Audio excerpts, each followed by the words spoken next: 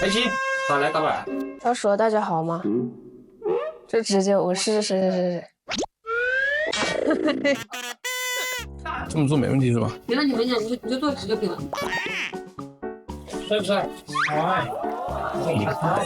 低调低调。我还需要自我介绍吗？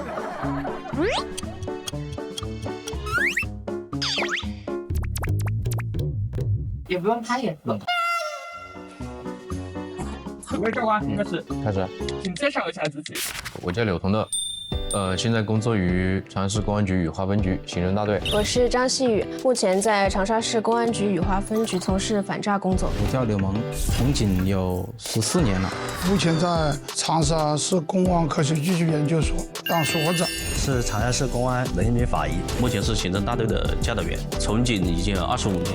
参加这个刑侦工作实际上只有1年的时间，所以现在各方面还是在学习的阶段。你为什么要当刑警？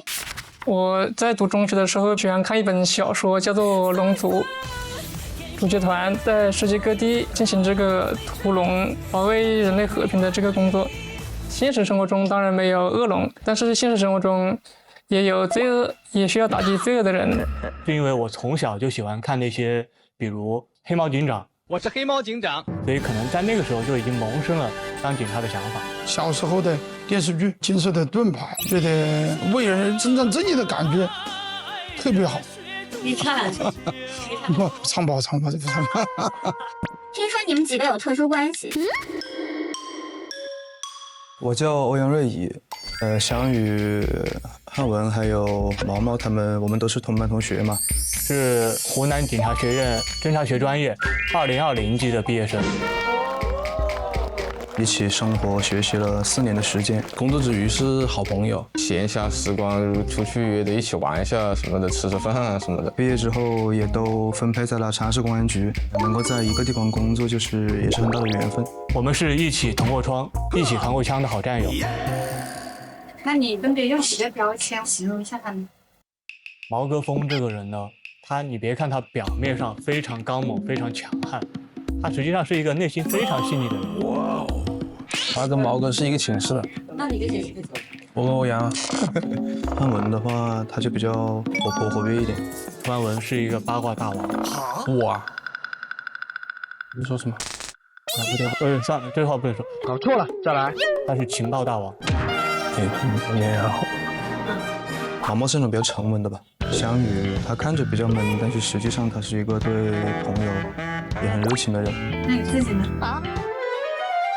优秀。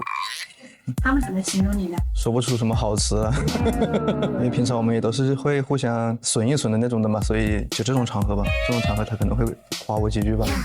欧阳是个比较敏感，然后有一点倔强的一个人。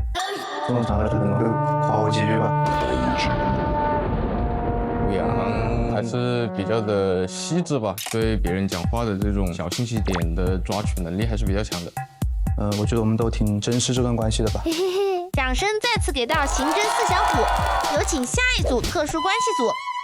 我的师傅是孔岳，他是一个很从容的人。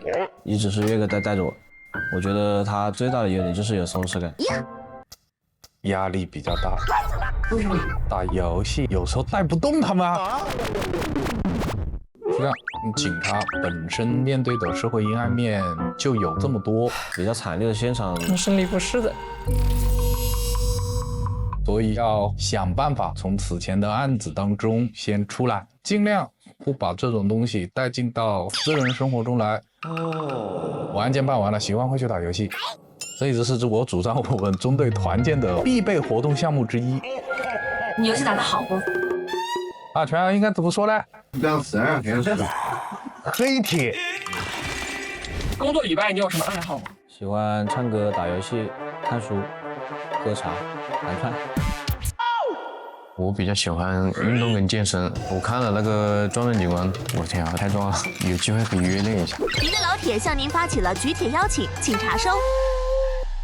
从地处解放期的坡所到刑侦队工作，你的变化是什么？像基层民警，它可能更多面向的是群众的求助啊，群众的纠纷啊，可能我可以收到很多群众对我的一些感谢，但是行政民警主要面对的是犯罪嫌疑人，不会有人感谢你。我真不知情，这个我不知道。摔了就有认，像个男人。我不是男人，我认。所以刑警呢，跟群众的交道就会相对更少，更多的重心是放在这个案件侦办，他面对的是疑难杂症，现在的这种难度还是比较大的，就需要一个长期的过程。我们作为女民警，相对男民警肯定是起不到那么强的震慑作用。但是后来我发现，其实女性特质是很重要的一点，温和的跟他们交流，更容易让他们卸下心防，去跟你回应。大家都觉得办案过程是很刺激的，你怎么认为？粉丝的话，看这个节目的时候，以一个第三人称视角看的嘛，觉得非常的酷。但是实际上我们在侦查的这个过程中，大部分的时间都是比较枯燥和乏味的。不是所有的案子都会像电视剧一样那么曲折，那么紧张、刺激。刺激不一定，但是炸裂时不时就会有很炸裂。看守所里面，他说他弟拿了那个小片手表进去，然后拿个微信跟我聊天，我竟然真的信了。我不怕坐牢了，想硬气。你知道我现在脑袋里想的是什么吗？我男朋友不得要结婚生子了，就他找不到我怎么办？你现在是泥菩萨过河，自身难保了，你还去想些这些东西啊？你当了刑警以后，有什么职业习惯被带进了生活？就原来像街头这种接触性诈骗啊，我就告诉这是假的，不要信了这种。像我们每到一个陌生的环境，我们一般习惯性的下意识会到处看，到处瞟，一眼看哪里有摄像头，我看哪里有可以监控覆盖到，哪里监控是拍不到的。我就天天带个很大的那个包，我随时就准备走。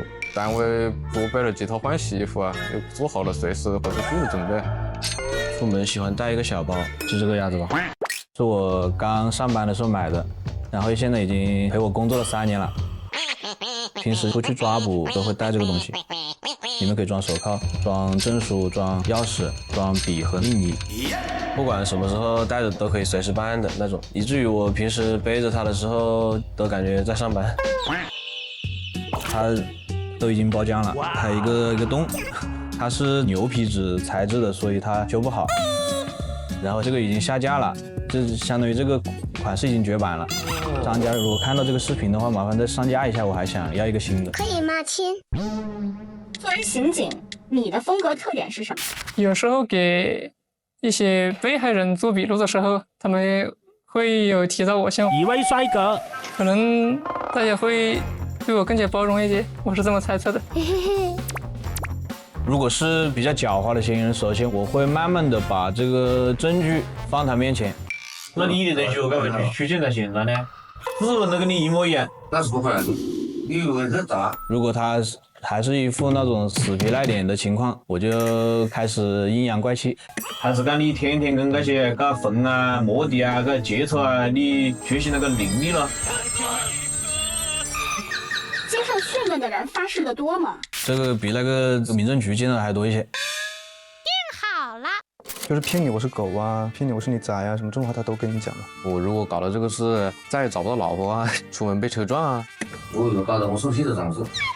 比如说我偷了我死全家，这种话他也能说啊。只有非常不要脸的人才会这么说。嘿，臭不要脸！我会先查一下他的户口登记了死亡没有。他赌我们证据不足，他就想以这种形式脱罪嘛，一种侥幸的心理。但是对于我们来说，左耳朵进右耳朵出就是的。在你的刑警生涯中，有什么事情让你印象深刻？有一次是对一个嫌疑人抓捕以后，后面发现身上有一把刀，抓完以后就其实感觉还是会有一点点后怕。对，被同事拿枪指着。抓人的时候房间里面没灯，嫌疑人手上拿个手机一亮，以为是把刀，然后场面就十分混乱了。扭打到一团的时候，发现枪指的是我。自己人，自己人。因为我们是钦差中队嘛，我们平时抓那种拉车门的比较多，经常我们去抓到他们的时候，推开门发现7、8个人睡在同一张床上面，盖着同一张被子，我就觉得有点像葫芦娃那种感觉。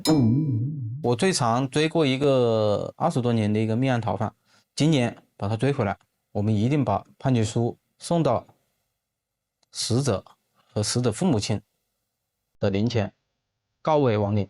我们雨花刑侦的一代一代的人都不会忘记这个案子。这个逃犯到案以后，我们4任大队长每个人都回来问了一遍，这个就是我们刑警心中的一个执念。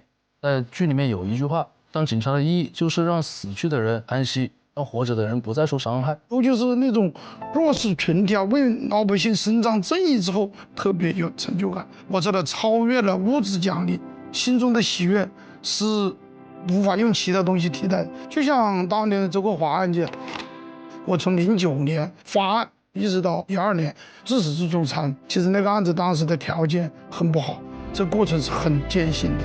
因为当时没有一个标准来确定是不是他，所以当时除了视频的绝大部分的这个核检工作就交到我身上。后来我利用这个枪弹的痕迹，就把04年、05年3段的抢劫并上来，就形成了一个跨全国的系列案件。后来我通过他走路的姿势来判断，这个人符合他的走路的特点没有？基本上我把模仿他的频率啊、走路的姿势就模仿得很像了，就不断的突破，不断的找到这些线索。所以当时有很多人，给我取个名字叫“仿生学专家”。法医可能类似于一个人体的翻译器，会对一些现场的我们看不见的痕迹勘验提取，像一张拼图一样。当我们拼在一起的时候，这个案子基本上也就破了。排除掉所有可能，剩下的再不可能也是真相。成为老百姓内心最黑暗的时候的那一盏灯，在最危险的时候，我们肯定可以冲得上。我从来没有后悔过成为一名狂人的刑侦民警。假如再给我一次机会，还是会穿上这身制服。吃得苦，抱得满，耐得烦。我是长沙刑警，我是长沙刑警，我是长沙刑警，守护长沙平安，守护长沙平安，守护长沙平安，守护长沙平安。我是长沙刑警，守护长沙平安。